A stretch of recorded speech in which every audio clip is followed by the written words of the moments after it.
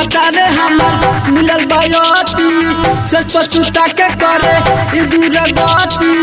मारे धरा के ओरी आने की याद आवे लागेले नानी कैसे बचाई जमाने की याद आवे लागेले नानी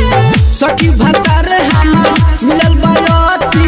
सच पछुता के करे ई दूर गति मारे धरा के ओरी आने की याद आवे लागेले नानी कैसे बचाई जवानी की याद आवे लागेले नानी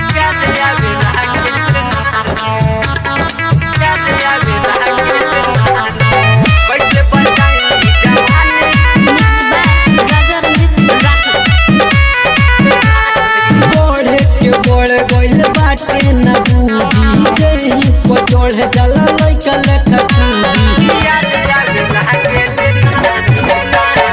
बढ़े के बढ़ गइल बाटे न बूढ़ी देही पचोड़ जला लइका लेखा कूदी राती में आई के हमें जगाई के सुन रे सखी हमके कोरा उठाई के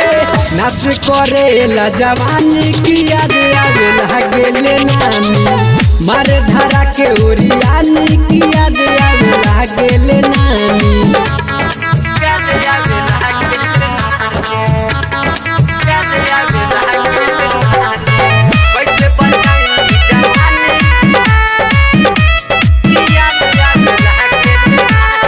बबलू से शादी सखी भइल अनेर में हरदम रहत ढोड़ी के पेर में बबलू से शादी सखी भइल अनेर में हरदम रहत ढोड़ी के पेर में जब से करा के लाई बाटे ई गावना निमन से रहे देवे नहीं बिछावना पिए ना देवे ई तो पानी की याद आवे लागेले नानी मारे धरा के ओरियानी की याद आवे लागेले नानी।